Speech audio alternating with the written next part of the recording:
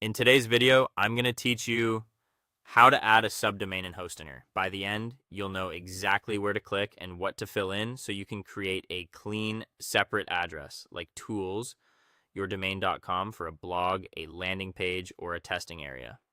First, make sure you're signed into your Hostinger account. This keeps your changes secure and tied to the right hosting plan. Once you're in, head to the main dashboard and look for the section labeled Websites. This is where Hostinger lists all the sites connected to your account, so it's the best starting point for any site-specific changes.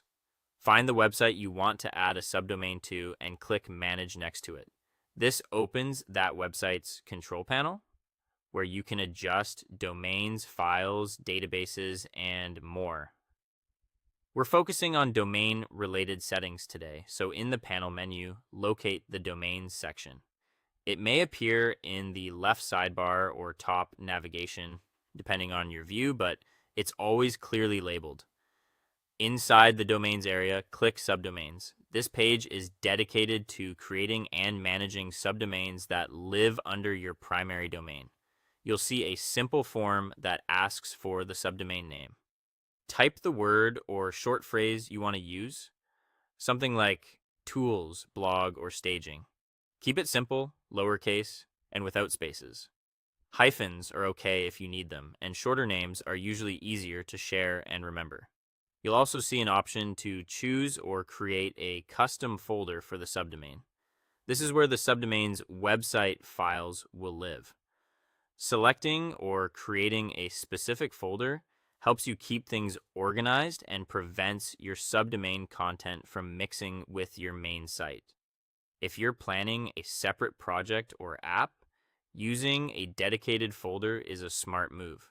When you're ready, click Create. Hostinger will set up the subdomain and link it to the folder you selected. This usually takes a moment. If your domain's DNS is already managed by Hostinger, the necessary records are handled automatically.